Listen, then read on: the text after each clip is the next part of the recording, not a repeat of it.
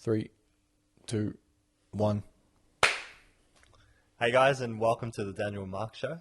In this episode, we've got something pretty exciting. So we're going to cover a topic called visualization, and this idea how you can use visualization as a tool to, sort of get some of the goals or work on the details of becoming proficient in a skill or trying to move towards, a personal goal, whether it's like financial or other. Mm-hmm.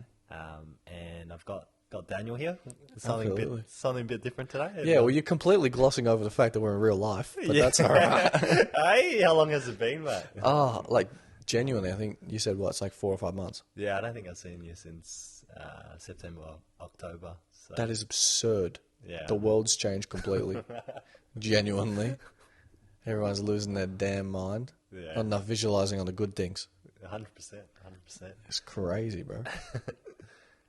I want to start with a question just to kind of like tickle the brain a little bit. All right, here we go. Not ready for this one. Do you think the brain or the subconscious brain can differentiate from the imaginary and the real? Jesus. Do I think? And I'm sure even like science probably is still kind of split potentially. Do I think the subconscious can? Why is my first instinct no? Yeah, I think it's generally no. But I have no idea. Yeah, obviously. It's why like someone who's like, the opposite of like visualizing and getting yourself towards a goal. It doesn't always work, right? Like the idea of like if you have depression or like anxiety, you can't just think your way out of it. Sure. I feel like. So like, just because you try to imagine that the anxiety and depression isn't there, it's not going to go away, sort of thing. Yeah, I think you can't visualize better times, and it'll go away. Yeah. Thinking through the problems that are causing the depression, I think it will make it go away, though. Yeah, I think that's a clear distinction. And I know personally, like through the anxiety or anything like that, that's exactly what I did. Like things I was anxious about, you think through those things. But if I visualize one day I'm not going to be anxious, well, that's me just thinking and not doing anything about it. Yeah. Does that make sense? Yeah, 100%. Yeah. It's an interesting one. What makes you ask that question? Have you heard that before? Or I had it in my mind. If you imagine yourself, let's say like you're an athlete, right? You play basketball, you play like soccer, right? Or whatever sport it is, and you get injured, and like for some reason, you just can't do training for like 6 months, like a long period of time, and you're used to training every single day. Can you close your eyes and spend a lot of time imagining yourself taking this shot, all the details, the mechanics of like, how you're going to set up the shot, what it feels like, what it looks like when you kick, and do that repetition 1,000 times? Will that make you more coordinated or just as coordinated as someone who actually does the real kick 1,000 times? I mean, I wanted the answer to be yes, but I feel like the answer is no. I think like, I didn't watch Dragon Ball Z, but there's like this principle that the boys talk about. It's like, maybe, did you watch Dragon Ball Z? Maybe you know it. No, I did. I did. It's like I'm going to butcher this, paraphrase, but it's like some cupboard they go into, and then like time is completely different there. So they spend like 100 years training and shit like that. Yeah. And then when they come out of the cupboard, it's like been 5 minutes or something like that. Yeah. And like that's the kind of... That's what you think when you hear that? That's what I think when I hear that. I'm like, well, I'm not sure if it makes sense. Yeah. But I'll tell you something similar. I know this is all like, this doesn't actually make sense, and there's no, like, this is not a real thing. But I can remember when I used to play like local sport, I used to remember going to bed dreaming of like what I'm going to do the next day. Yeah. And give myself almost like the confidence that it's like I can actually do it. And I would go out, maybe not get that specific thing, but I would perform considerably better. Especially when I did that. I think there's something there in regards to I think confidence. It definitely helps with preparation. And I think like when I kind of get out of there, like, you know, you're going to get the exact same result, and like that whole, like, you know, it's the same thing, so you can get the exact thing out of that. I feel like the right answer is it helps you with concentration. It helps you break down the coordination, the mechanics, and like reduces the hesitation when you do go to do it. So then there's less doubt in yourself. There's more confidence in that you can do it, and there's less doubt like, hey, I'm going to fuck it up, because you've thought about exactly what it is, and it's almost like muscle memory, and then the rest of it is practice and experience. Yeah, I've heard it may be like a Kobe or a LeBron James, but I've heard them many times. Like, not only have they taken the shot hundreds and thousands and millions of times in training, but they've taken it that many times in their head as well. Yeah. So it's like, when it comes time for them to take that, there's no like, oh, am I the right person? They're like, yeah, give me the ball. Yeah, 100%. And it's like the chicken and the egg, right? Right. Because you're dedicated, so like you're so fucking dedicated, and you're trying to outwork, you know, everyone else that's in the same sport you're doing. You've done the thousands, 10,000s, 100,000s of shots. You're literally like, you're obsessed, right? You're literally obsessed. Yeah, exactly. So you're gonna go through the motions even when you're not practicing. You're sitting there having dinner, or you're having time off, and you're imagining like, okay, it's like swish, like, you know, how, like, you know, it's like, okay, the arm goes up, you know, alignment, whatever. Like, you're breaking down the details of what you're actually doing. So sometimes out of frustration, or out of like the need to up your game, you start visualizing, I think, almost as like a way to go, you know, how can I solve this problem? Yeah, I'm thinking, that's what I was thinking as well. Just as you were saying that, I'm like, it seems like a good way to like reflect and get better. Yeah. Because if you have the ability to not be biased and not lie to yourself about how you actually performed, you will be able to like kind of check those real small variations in what you were doing. And, you know, if you missed the shot because your arm wasn't like this, if you have the ability to not lie to yourself, you'll be able to see those things and then change it next time, because you'll be aware of it.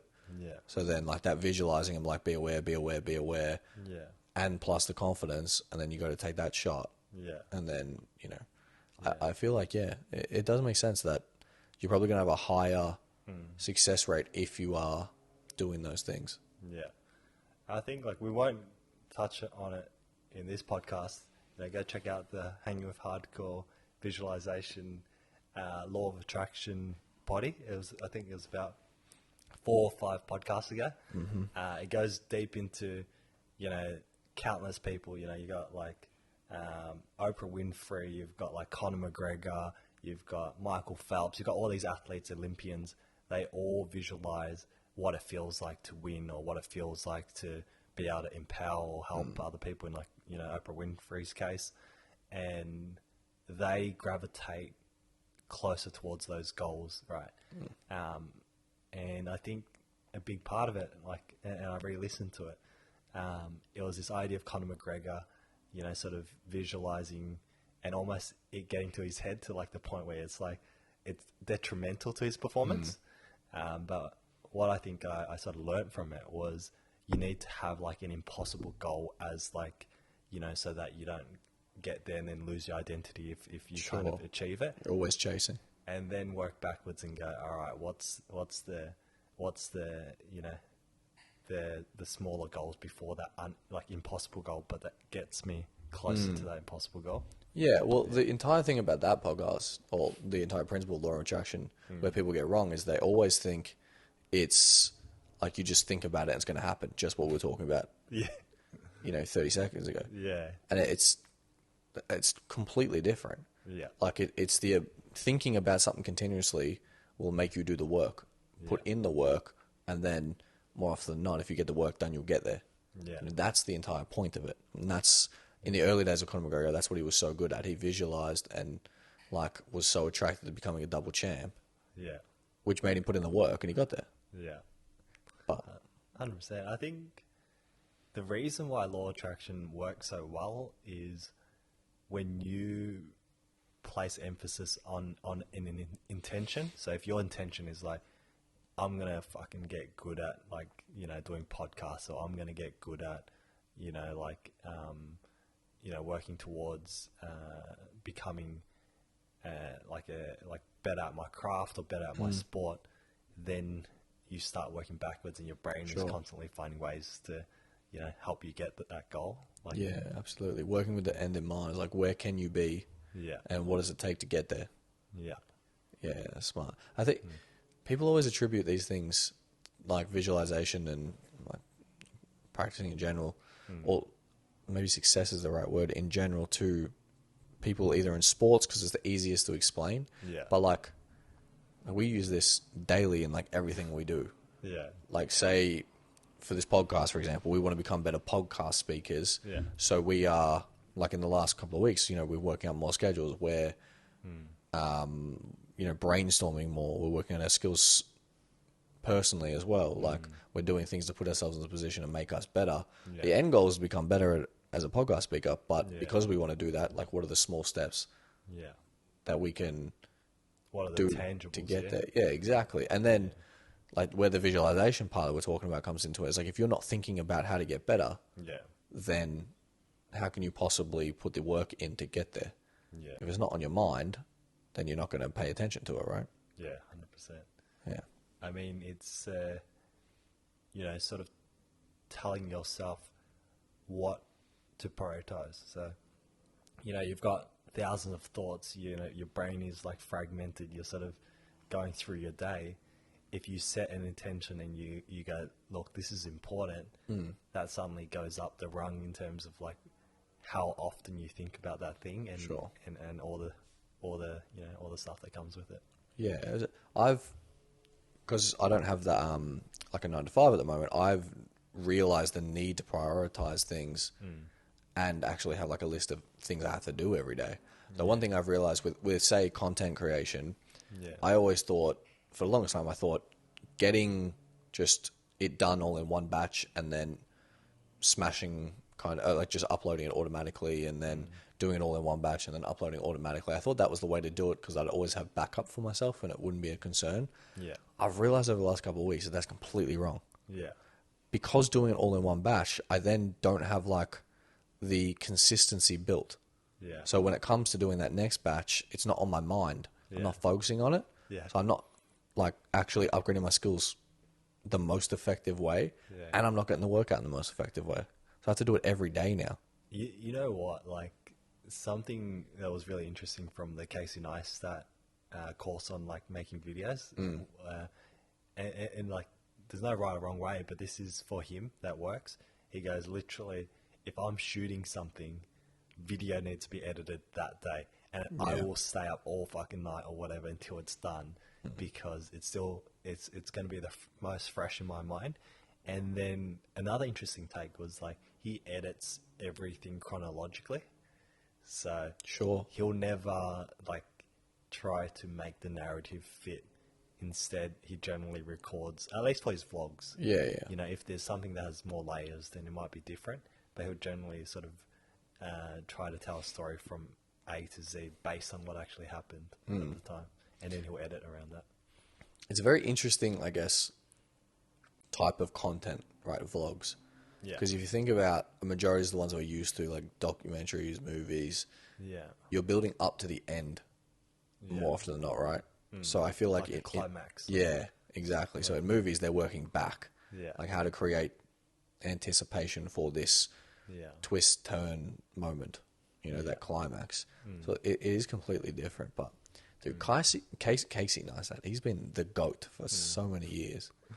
I think like one thing we can learn from Casey Neistat, from Conor McGregor, and like from all these other athletes, and why we're fascinated with them, is they've done the things that we have like similar ambitions or similar like things that we want to take from them, right?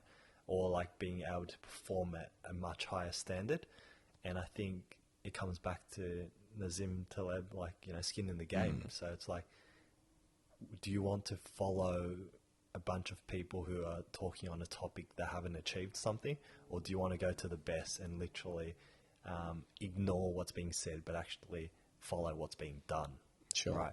Looking at someone's portfolio in the market as an analogy, following a training schedule based on what people are actually doing, and what are they doing, sort of in between, like, how are they sort of tackling their nutrition, how are they tackling their stretching, how they're tackling time spent in the gym, how they're tackling resting, all those details.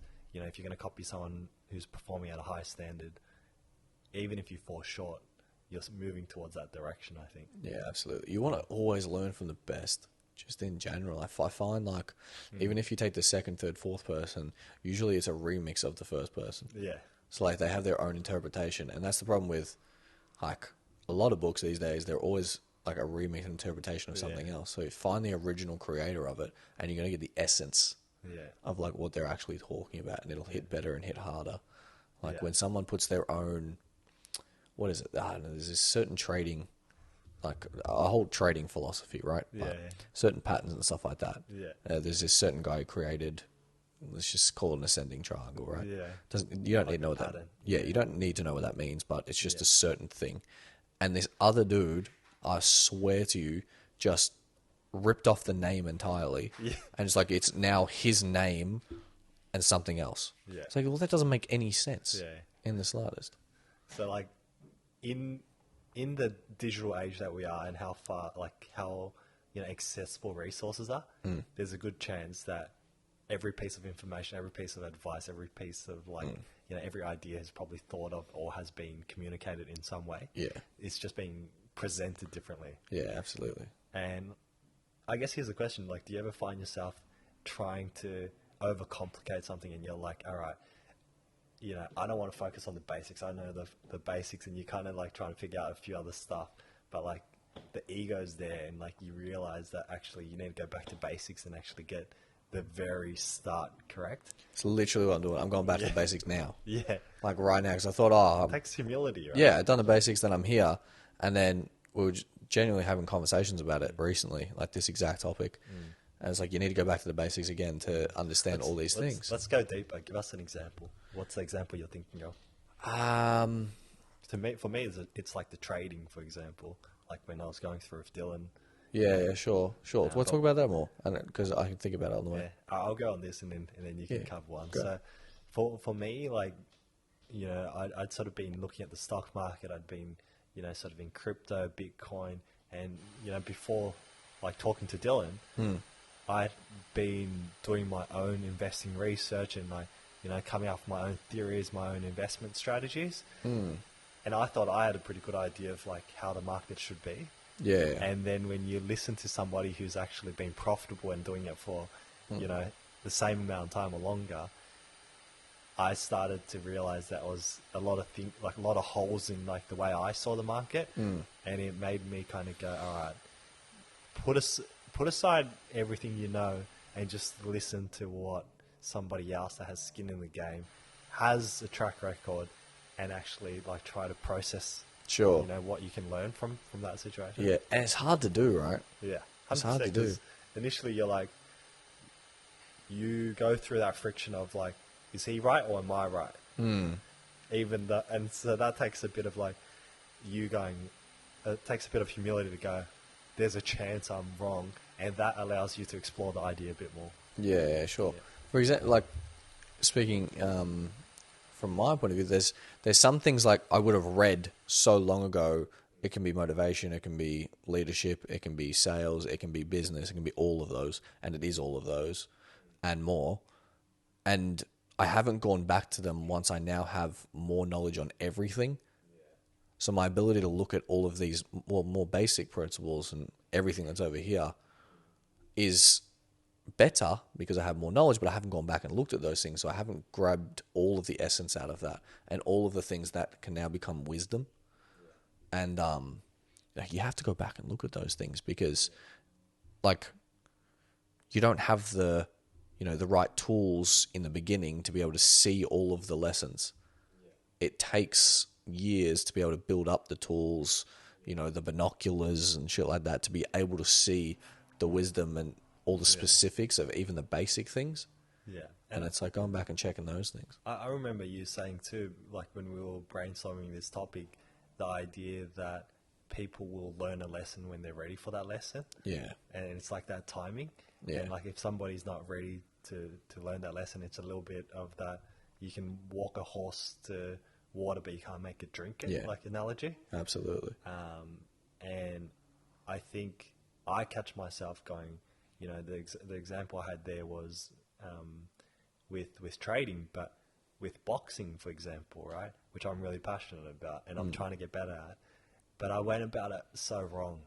For 3 months, I learned the basics, sure, but in a group environment, in classes, and I thought I was correcting myself. I thought I was pretty good. And then for another 6 months, I was like, I'll just get my fitness up before I even consider coaching from someone who's got skin in the game, someone who actually knows what they're doing, and getting that personalized, you know, sort of coaching. One-on-one stuff. The Yeah. one-on-one stuff, right? But that's so backwards because I've ingrained these inefficiencies to a point now where it's like it's twice, 3 times the work to undo those bad things. It's the main reason it's harder to teach someone who's older. Yeah, 100%. Someone who's older has all of their own bad habits A they've bit more built. stuck in their ways. Yeah, exactly. And it's not like a fuck old people. It's just, that's what happens. Like, depending on your age, you're going to have more of your own life experiences, whether they're right or wrong. Yeah, it's how the brain works actually, because your reticulator system, which is a certain section in your brain, puts things in boxes so that it can be referenced off what you already understand, and you keep building on that because our brains can't process. Like, we're very smart as human beings and as a species, but we can't process the amount of information that's like constantly being like thrown at us. So we literally, unlike kids, we've got 20, 30 years or whatever it is of information, and we're just putting into boxes because that's the only way we can actually not overwhelm our brains. Yeah, absolutely. The amount of, back to like, you can't take a horse to water. Yeah.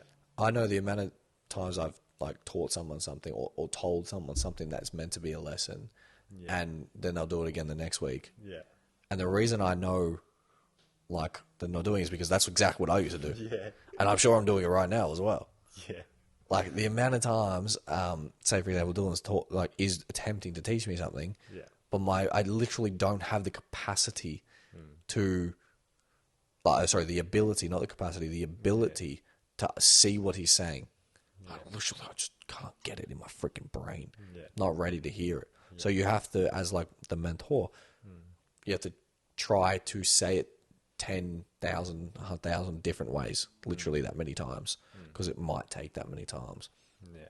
And as like a mentee or a student of life, like, I've now learnt in my personal life to always look where I'm not listening or not focusing or like not paying enough attention. It's like, and sometimes it's always easier if someone points it out because it's just fucking nicer.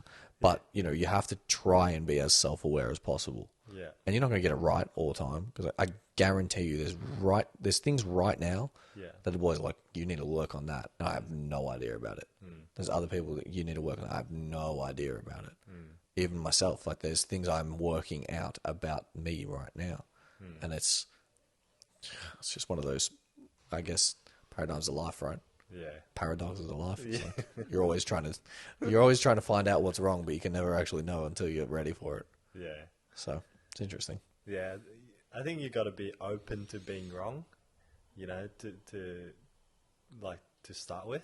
And then also, you know, back to our topic of like visualization, when you get told by someone that you actually trust, right, and you hold them, like, you believe like they're credible, right? They're credible. They've done what you're trying to do, and they tell you, "Hey, you're doing it wrong. You need to consider this." Then you can step away, and like initially it's a shock because you're kind of like, "What does this guy know?" Right? The ego takes a little hit. Ego, right? You're like, ah. But then there's always a lull because it's planted the seed in your brain. You go away. And that's when you can use visualization to actually try to understand, try to contemplate and sit on what you've been criticized about. Because we don't take criticism that well, most of us, right? Yeah, it's a skill. It's a skill. It is literally a skill. It needs to be taught. I went so deep in on that That's a topic in itself. Yeah, absolutely. Criticism, that my ability to actually have confidence in my own words and thought was gone.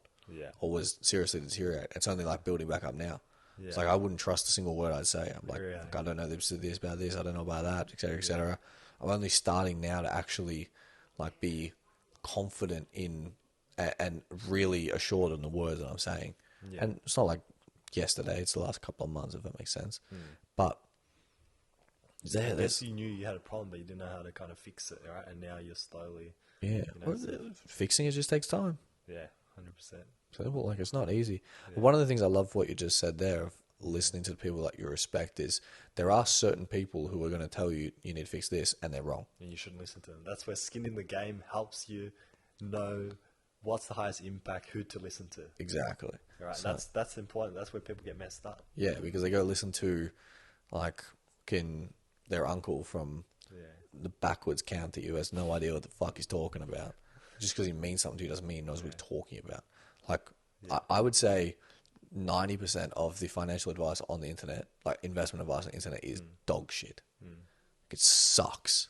Like, look what's going on with the geopolitical situation, right? Yeah. We, whether we like it or not, form our worldviews based on literally what we're consuming around us. And it's like what you're hearing from your friend that you speak to daily.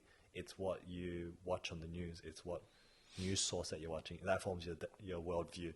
It doesn't mean it's right, but Sure.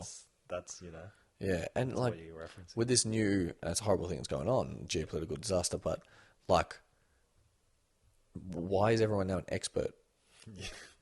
on geopolitical like, Yeah. what?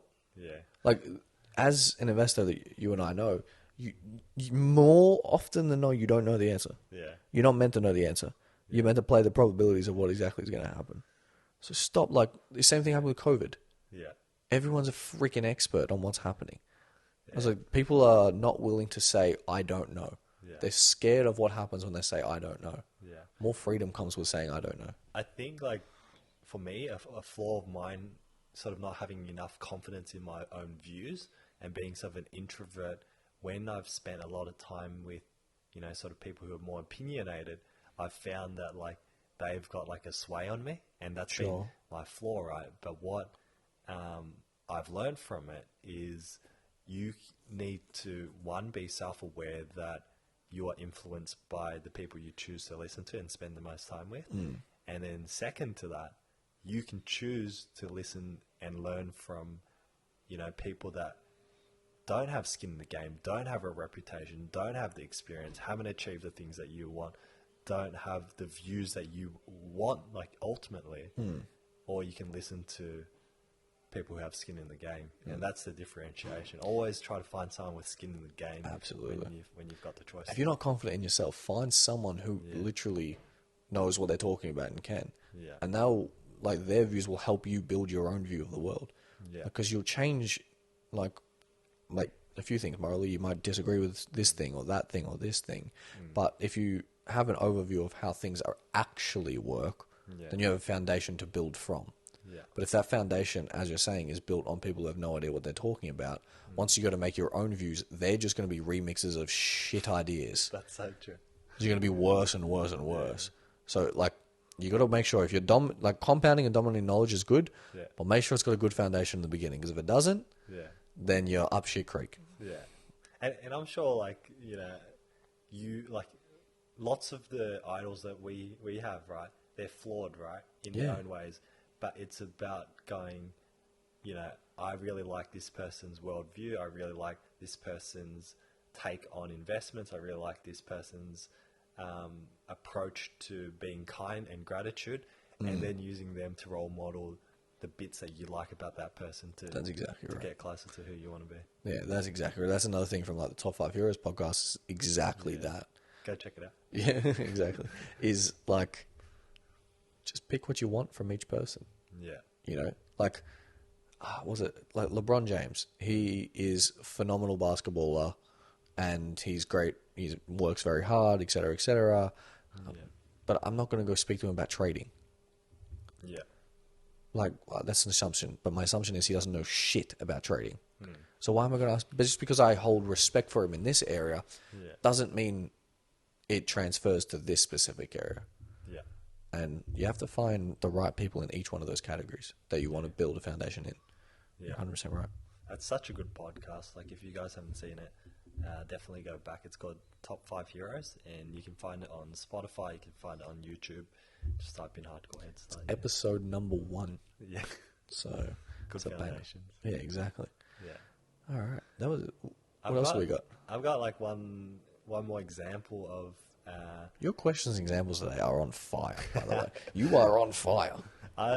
I guess like it's always easier when you talk about the things that you're genuinely like passionate about. Yeah. And for me at the moment, it's boxing, and I guess out of a problem, my lower back, like doing deadlifts. Sure, yeah. So I'm working with a coach for boxing. I just started, and first lesson he's just drilled me like I've Put you in the ground. yeah, you need to start again. Like it's like Bruce Lee going, just learn the fucking jab before you even try anything else. Like, Really, he just ripped you apart. he's ripping me apart, but Fuck, it's good. right. It's good because Yeah.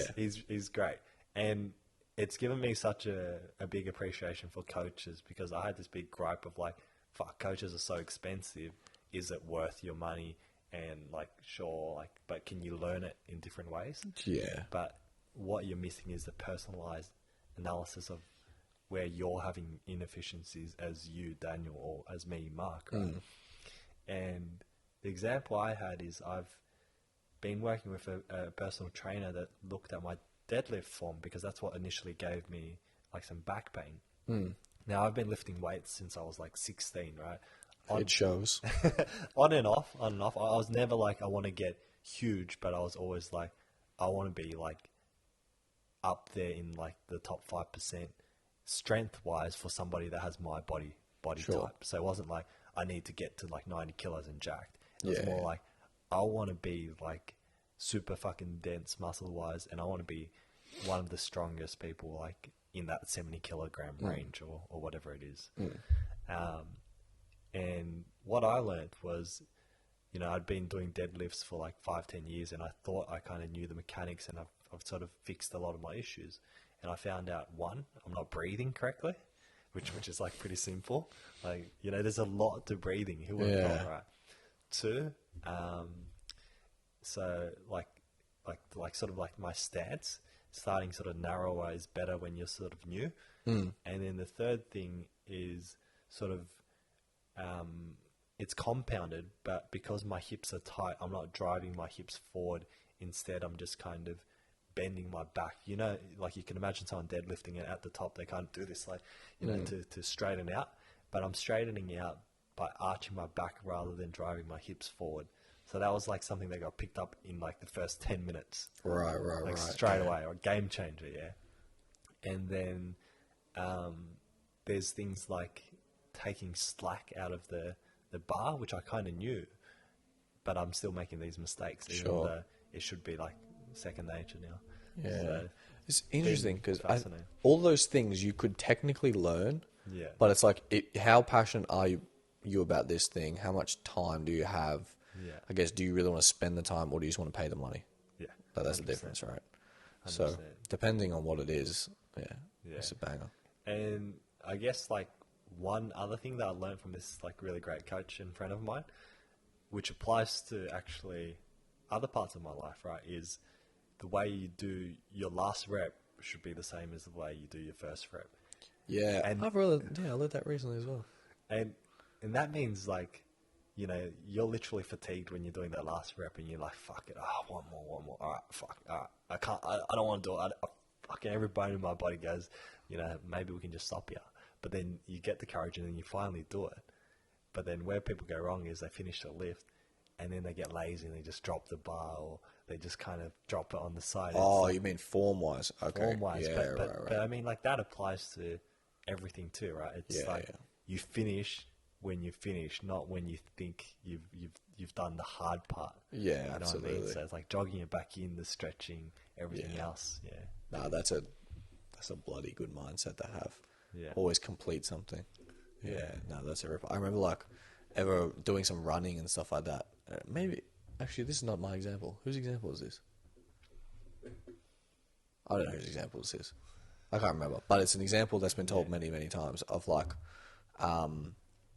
say you're going for a run, Yeah. right? And you're running to a tree. Instead of finishing at the tree or like slightly after the tree, you'll finish just before you get to the tree. You can imagine like the sprinting too. Yeah. It's like you're literally like, you got like literally like 4 steps left and Yeah. you start dropping it off. Yeah, and then you just stop and you're like, do the Usain Bolt, Hands up. Yeah, exactly. But it's like that means you're not completing it in full. This is where the ego comes into. It's like in boxing, there's this thing where it's like, all right, you've learned a situation where you should slip or move so that you can counter, but it's like, what are you doing? Why are you stopping to admire your work? It's almost like you're stopping there to go, yeah, I did it. But it's like, no, you should be like thinking about the next thing. Yeah, right. Well, when you're thinking like that, in such like in boxing, Yeah. like there's genuine ramifications if you're not continuous. Like you're getting punched in the fucking head. Yeah, you get reminded pretty quickly. Yeah, and in normal life, like there's not going to be those Not as consequences. not as high stakes. Yeah, exactly. So You don't people, get punished as. and people think it doesn't matter. But it's like the running too, right? It's like you're admiring your work. You're like, look, I made it to the finish line. Yes. You haven't even like. You passed didn't the make tree it yet. Fucking hell. But like those, it's the same in regards to like, you know how we talk about doing the details to your best ability. It's like if you don't do that shit to the best of your ability, it's going to hurt you in other areas where the stakes will be higher. Yeah. You have to make sure you get the shit right. From this coaching experience, I'm just learning like, okay, I obviously didn't put enough emphasis on the literally the first 2 things you learn when you do deadlifting, or the first 2 things you learn when you're doing boxing. And like that's been a game changer to kind of go, well, what else in my life am I doing where I haven't done the very basic things right at first, and it's causing inefficiencies throughout the whole thing. Yeah, back to that, like the point of like we're talking about halfway through is like you thought you got it done, but you weren't even like looking to build upon it. Yeah. So because you weren't even looking, you're like, oh, I thought it was all sweet, it's all good. It's like everything can be changed, everything can be made better all the time. 100%. So, and I feel like people sometimes, I know I've had this personally, like you want something to be done, so you want something to be created, you want it to be great. Yeah. You know, you want to go, here's my work, yay. Unfortunately, the reality is, it's alright. Yeah, it's just hard art. It's alright. Yeah. Because it's based on exactly what you're capable of now. Yeah. So it's like, if it's alright now, that's fine. Great job. Give yourself a little tap on the back, and then go make it a little bit better. Yeah. You know, and there's a whole nuance to that, but I think the premise still sticks. Yeah, 100%. Man, this has been a ripper podcast, huh? Dude, first one live. I think being live just adds to the vibe. Dude, it was nice being in live. I actually I actually enjoyed it a hell of a lot more, to be honest with you. Yeah, well, let's close up, I guess. Absolutely. Before we Yeah. high five and circle jerk ourselves, like. So it's into some casting couch. Any sort of closing words or any sort of things that you want to reflect on what we covered? I think everything's in the depth of what we're speaking about, to be honest with you. I don't really want to summarize that because I think people should listen to it, the whole thing. So anything from you? No, just like we mentioned 2 episodes on the Hardcore Headstart potty. So check out the very first one, which is Top 5 heroes. Choosing top 5 heroes, and then there's one called Law of Attraction. So go and check that out if what we've talked about has resonated with you. It's episode 21 or 20, one of them. The details. Exactly. 98% correct. It's close enough. Yeah. As always, please like, comment, subscribe, click the notification bell to know when we upload. I have enjoyed every minute of this. Thank you very much, everyone. Likewise. Thanks, guys. Let's go. Catch ya. All right. End. End call. End call.